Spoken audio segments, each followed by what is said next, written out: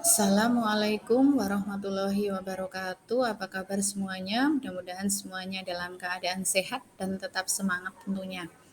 Berjumpa kembali dengan saya Ibu Lili Supriyati dalam pembelajaran kimia. Pada pertemuan sebelumnya kita sudah membahas tentang kestabilan unsur, yaitu tentang aturan duplet atau oktet, di mana unsur itu akan stabil jika memenuhi aturan oktet dan duplet. Pada pertemuan hari ini, kita akan membahas tentang ikatan ion. Tujuan pembelajaran pada hari ini adalah yang pertama, menganalisis pembentukan ikatan ion berdasarkan serah terima elektron dari unsur yang berikatan dan menghasilkan senyawa ion. Kemudian yang kedua, menuliskan proses terjadinya senyawa ion. Ikatan ion adalah ikatan yang terjadi karena adanya gaya tarik-menarik atau gaya elektrostatik antara ion yang berlawanan muatan sebagai akibat serah terima elektron dari satu atom ke atom lain. Terbentuk antara ion positif dan ion negatif. Terjadi antara atom yang melepas elektron dengan atom yang menangkap elektron. Dan terjadi antara atom logam yaitu golongan 1A, 2A, dan 3A dengan unsur non-logam yaitu golongan 5A, 6A, dan 7A. Senyawa yang terbentuk dari ikatan ion disebut senyawa ion. Proses pembentukan ikatan ion. Nah, perhatikan proses pembentukan ikatan ion dari NaCl atau natrium klorida sebagai berikut. Jadi Na dengan Cl dapat membentuk ikatan ion. Prosesnya adalah kita konfigurasikan masing-masing unsur. Na konfigurasinya adalah 281 karena memiliki nomor atom 11.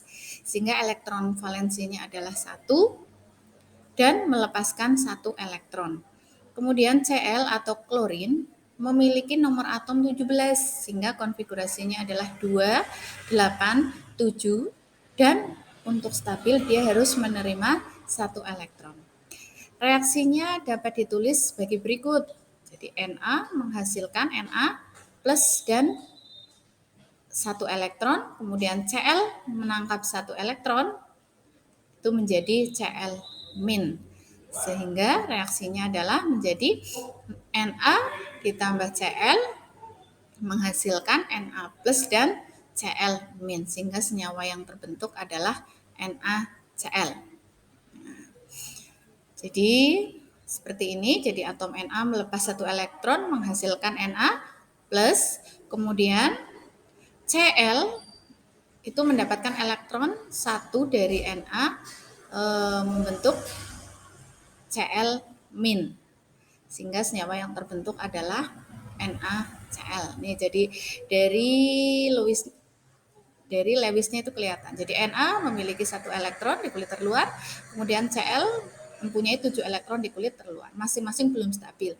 Tapi jika mereka bergabung membentuk ikatan ion, maka keduanya akan stabil, yaitu Na melepaskan 1 elektron sehingga konfigurasinya jadi 28 stabil, kemudian Cl menangkap elektron 1 dari Na menjadi Cl min sehingga konfigurasinya jadi 288 sehingga mereka akan stabil membentuk senyawa ion NaCl.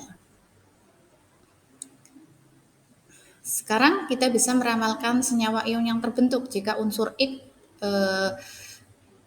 bergabung dengan unsur Y. Nah, bagaimana meramalkan rumus kimia senyawa berdasarkan aturan oktet dan menggambarkan proses pembentukan senyawa ionnya?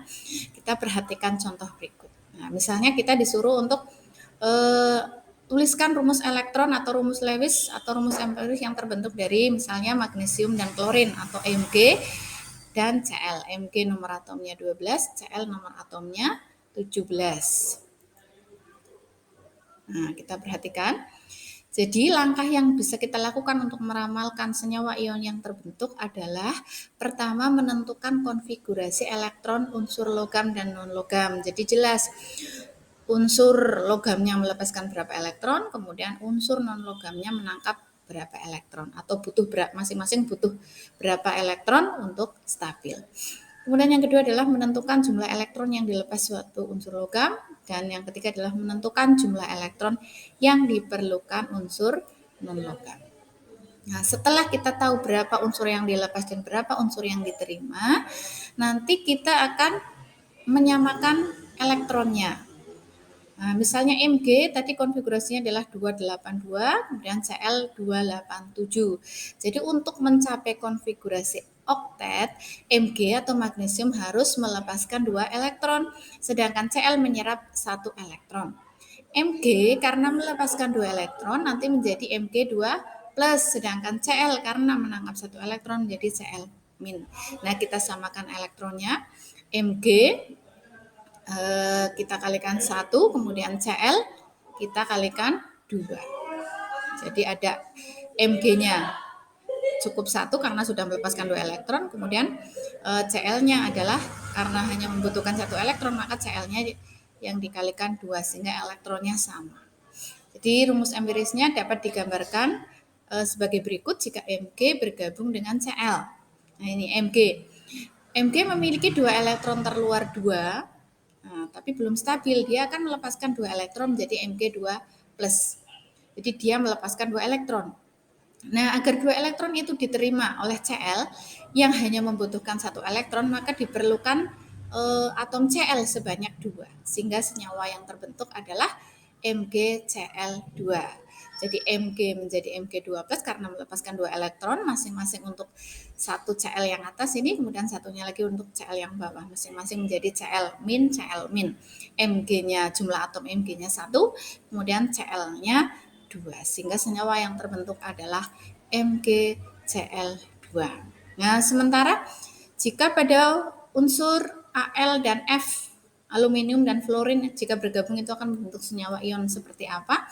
Sama caranya, yaitu seperti tadi, menentukan konfigurasi masing-masing. Aluminium karena nomor atomnya 13, konfigurasinya 283. Kemudian fluorin nomor atomnya 9, berarti konfigurasinya 27. Al elektron valensinya 3, berarti dia akan melepaskan 3 elektron. Kemudian F elektron valensinya 7, berarti dia butuh 1 elektron untuk stabil, hingga menjadi F-. Nah, kita samakan elektronnya.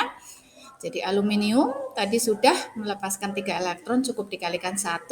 Kemudian F atau fluorin hanya menangkap 1 elektron untuk stabil, sehingga dikalikan 3.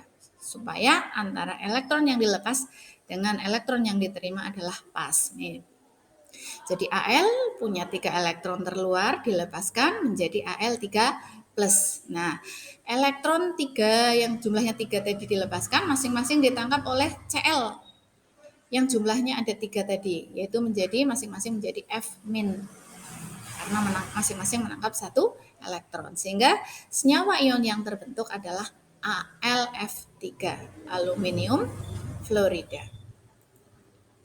Nah, sekarang yang terakhir adalah misalnya magnesium dengan oksigen, kira-kira senyawa ion yang terbentuk itu senyawa apa?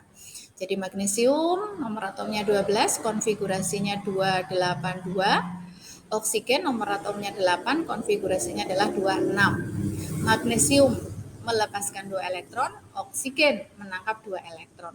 Elektronnya sudah sama 2, sehingga tidak usah disamakan. Jadi rumus empirisnya adalah ini.